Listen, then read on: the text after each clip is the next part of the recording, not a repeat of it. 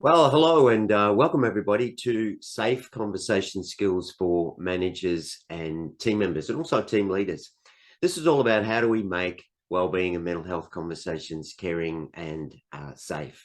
And the reason for this is that why are mental health and wellbeing conversations challenging and difficult?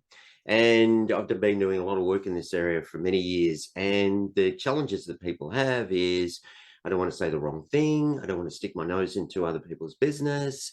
What if they, particularly as a manager, start, depending on me all the time? And it's really complicated. And so one of the things that I've noticed and observed that most managers, team members, don't know how to handle mental and emotional unwellness in others. And that's, because we haven't been trained. And not only that, they don't know how to manage that in themselves.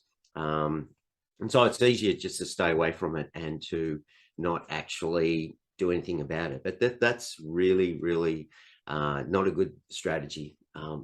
We're all human beings. None of us are perfect. We're imperfect. And we need support and help when we're struggling.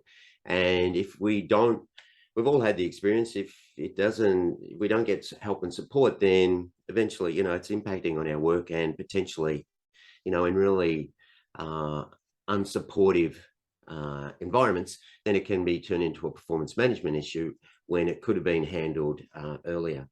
And so, these challenges that we have in our lives will show up as will impact on performance and impact on, lateness and morale and cooperation. Productivity goes down. There's a high risk of increased accidents and incidents. And so the big challenge is how do we learn how to be able to, particularly as a manager or a team leader and even team member, how do we have the conversation that separates personal issues from performance issues? Because the big problem is that most managers don't know how to respond, or most people don't know how to respond appropriately. So I'm a principal master instructor of mental health first aid and a 600-hour lifeline telephone volunteer crisis supporter. And I have also a lot of done a lot of work in the areas of executive coaching, resilience coaching, social emotional intelligence coaching, and well-being, because this is a really critical area that I see that not only do we need to be protective of our mental health, but also like physical health, we need to be mentally and emotionally fit. We need to exercise. We need to really look after ourselves and learn how to handle the increasingly complex challenges that we're experiencing. I originally began my career with a Bachelor of Science in Metallurgy from Melbourne Uni. And I was always, even back then, really interested in psych and teaching. And so I worked in manufacturing, technical and leadership roles for a lot of years, and then moved into the training industry. And then now I'm in my happy place in this whole area of mental health education and resilience and well-being. I've worked with a lot of different businesses over a lot of years, and this is kind of a high-level sort of perspective on my overall work experience. So I've got a lot of knowledge in a corporate context. So if we look at the challenges, so I did a poll some time ago and asked the question, why don't managers and team members have the conversations with their team members? Is it a will, they don't care, or is it a skill, they don't know how? Well, I fundamentally believe that a lot of people care, particularly in management roles. And so fundamentally, I think that it's a skill issue.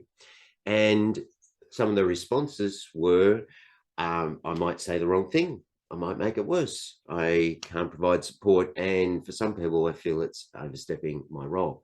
And I think this is a really important area where a lot of managers need to really understand that, yes, you have an incredibly important task focus to get things done, but also you're actually leading and managing people. And as we know, it's all about the people, all about how we all function most effectively as ourselves and how we collaborate and work really well with each other. And that's how we produce maximum performance. So one of the concerns often is, I don't want to play problem solver, advice giver, or therapist. And that's one of the key themes that I will teach, that this is not about having these conversations and playing into that space, because you don't belong there. You haven't had the years and years of training of a clinical psychologist. That's not your world. Your role is to essentially be a guide. So when you're connecting with a team member who might be struggling in some shape or form, then as a guide, you're essentially asking questions, or connecting and asking questions into what resources they're accessing, that's supporting them through whatever they're going through. We don't need to know the details. And then potentially pointing them in the direction of those resources. Because a lot of people don't have that awareness. They sometimes don't kind of see the things that are going on in themselves. And this is an incredibly useful thing and very caring thing that leaders can do. Now, some people ask the question, well, why does this stuff happen? What are the causes? What are the signs? What would I be looking for if I noticed that a team member was struggling?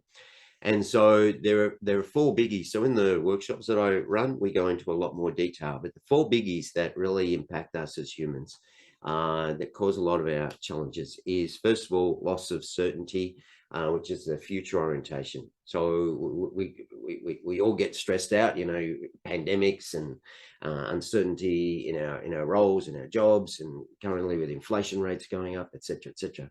This creates stress, anxiety, and panic in our lives. So the whole focus of the future. Then the other big challenge for us is the past, when we lose things, when we have lost experiences, relationships break up, when we someone very close might die. When we have all those grieving experiences, they're really, really difficult for us. And my observation is that so many more of us should think of this as rehab. Like you break an ankle, you injure a knee, we go to the specialist, we get help to rehab, and we need to do the same when we have loss experiences as well. The third area is we're all control freaks. Control is really important for us. And as soon as we lose control, that will fire up our stress, and also conflicts. And so when we're caught up in conflicts, we're not operating anywhere near at the level that we could. And it's being able to have healthy conflicts and being able to understand how to function effectively in conflicting situations is really, really important. So as we saw, these challenges in our lives, they impact on performance, and we have the challenges that we do. So what can we do? What is possible for leaders and team leaders and managers to do? So one solution is safe conversation skills for managers and team members. And what we do in this program, we're essentially teaching the distinction about how to have person-centered conversations separate from task-focused conversations. Now, as a manager, team leader, any person in the role that you're doing, you're very capable from a task-focused perspective. But these conversations are very different. They're very person-centered. They're much slower. There's space for silence. There's space for connecting. And we need to be taught how to have these conversations. They're not just something that we're suddenly born with. And so the structure for these conversations contains these four elements.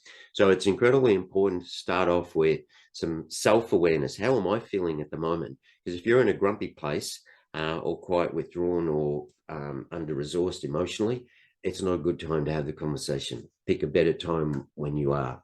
Also being aware of the other person, what might be going on for them, and really being mindful as to how we connect in and begin the conversation. Then it's really important to acknowledge what is happening with the other person. A lot of people don't do that. They don't know how to do that, and often will do toxic positivity because they just don't know how to have these conversations in an effective way. The critical importance of the conversation is focus on listening. These conversations, when done well, they're a gift to another human being, because the best thing that we can ever do to another human being is just be present and listen. And then the empower piece is about helping the other person to become aware of whatever's going on for them, empowering them, helping them to notice things their own gifts, their own creativity, their own capacity to deal with the things that they might be struggling with, and then what the resources are that can help them. Now, safe conversations will be at 3 levels, depending upon kind of where a person is at. So I really encourage reaching out and having safe conversations when you're not seeing the signs. It's like, you know, how you traveling, Karina? How are things going for you? How are you going, Jack? How are things going, mate? And then as we're connecting in, when the trust level builds, then our team members, our colleagues, will feel safe and comfortable to open up. Level 2 would be we're seeing or hearing some signs that someone may be struggling. And then I teach you a way to, first of all, connect in a safe way, in a way that's not, you know, icky or difficult for the other person or yourself, and then to be able to have an appropriate caring conversation. And also level 3 is where someone might be struggling with some significant challenges that they're dealing with, and I teach how to escalate that situation to professional services. So big focus is you're not playing problem solver, advice giver, or therapist. And this is something that's really important, because a lot of managers, our habit, for a lot of people actually, the habit is, I think I'm adding value if I give you advice or tell you what to do. Not in this instance, not necessary, not required. It's all about being a guide. And so it's about how do we start and have brave conversations. So it's a 2 times 1.5 hour interactive workshop done online, or with 6 to 25 people, or a half-day workshop, physical face-to-face. Special prices running at the moment, reducing from $4.95 per person down to $2.95 plus GST. So what Safe Conversations is teaching is how to be aware of the signs where a team member or colleague may be struggling with some well-being challenges. And this will be the same as, you know, reaching out and caring for somebody if they're struggling with some physical challenges as well. How to approach a team member, what to say and what not to say. Because a lot of people are concerned that they say the wrong thing, and some people do, doing toxic positivity. How to connect and support the person to access the resources that would be most beneficial to them and for them. And then how to manage your own well-being, mental health and self-care, because we've got to put on our own oxygen mask, we've got to look after ourselves. And there's an enormous amount of research that talks to the fact that when managers, leaders, team leaders are aware of their own self-care, looking after themselves and caring about others, then that makes a huge difference in the performance of the organization.